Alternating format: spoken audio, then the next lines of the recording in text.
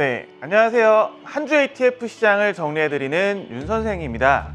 이번 주는 1월 5일부터 12일까지 시장 정리부터 한번 해볼게요. 자, 이번 주 미국 시장에는 184억 달러, 우리 돈으로 약 22조 원의 자금이 유입이 됐습니다.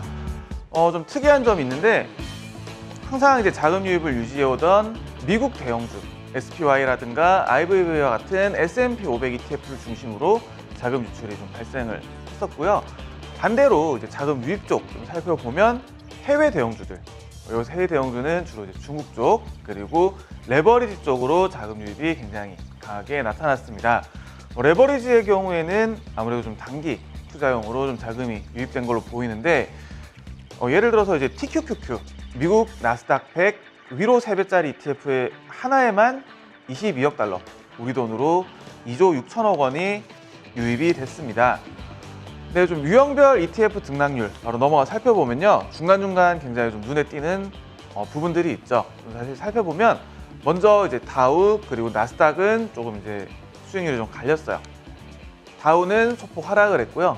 기술주 중심의 나스닥 100은 소폭 상승을 했습니다. 물론 이제 전일 목요일 미국장에서는 기술주 위주로 좀 하락을 보이긴 했죠. 넘어가서 이제 섹터별로 보겠습니다. 섹터별로 보면 에너지 그리고 금융의 강세가 눈에 들어옵니다. 유가가 최근에 좀 80불을 넘어섰어요. 그러다 보니까 에너지 관련 ETF들 역시 좀 강세를 보였고요. 지역 그리고 국가 단위로 좀 살펴보면 중국이 굉장히 좀 강세를 보였습니다. 그러다 보니까 이제 이머징 역시 강세를 보였고요. 다음은 이제 상승률 상위입니다. 이번 주 이제 단연 이제 주인공 둘을 뽑자면 천연가스 그리고 중국 관련 ETF였는데요.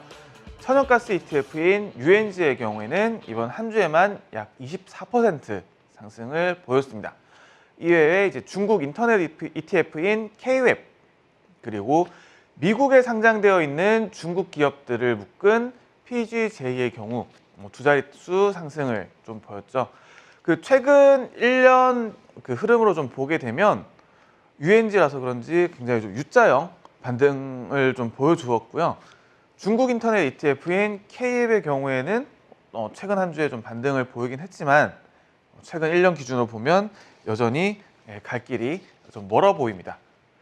참고로 이제 천연가스 한 배짜리 ETF에는 크게 UNG 그리고 UNL 두 가지가 좀 굉장히 대표적인데요.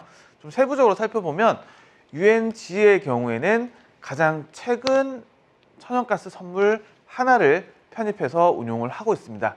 그러다 보니까 올라갈 때는 굉장히 화끈하게 올라가지만 빠질 때도 역시나 화끈하게 빠지는 모습 보여주고 있고요. 참고로 여기 왼쪽 차트 기준으로 보면 흰색 선입니다. 자, 그리고 이제 UNL의 경우에는 최근 월물 하나만 담아서 운용하는 게 아니라 차월물, 근월물, 차근월물, 원월물 이런 식으로 총 12개의 천연가스 선물을 균등하게 담아서 운용을 하고 있어요. 그러다 보니까 여기 차트에 하늘색 선이 나타나 있는데 상대적으로 움직임이 덜한 모습을 보여주고 있습니다. 물론 이제 천연가스 자체가 변동성이 굉장히 크고 그리고 이 원자재 특성상 올라갈 때 이 롤오버 효과가 굉장히 좀 크게 나타나다 보니까 이런 부분들은 이제 꼭 좀 주의를 하셔야 할 것 같습니다. 연이어서 이제 하락률 상위 살펴보게 되면 BDI 운임지수 그리고 변동성 그리고 이제 탄소 배출권 ETF들이 하락률 상위에 올라왔습니다. 참고로 이제 탄소 배출권 좀 잠깐 살펴보면 글로벌 경우에는 이번에 이제 영국 탄소 배출권이 편입이 됐습니다. 작년 10월 달에 제가 방송을 할 때까지만 해도 영국이 없었어요. 그러던 것이 이번에 영국이 좀 포함이 됐고요. 최근 이제 좀 상승 흐름 계속해서 이어나가고 있지만 변동성 자체가 워낙 크다 보니까 역시나 조금은 주의를 하셔야 될 것 같습니다. 다음은 이제 다음 주에 사면 배당받는 종목들입니다.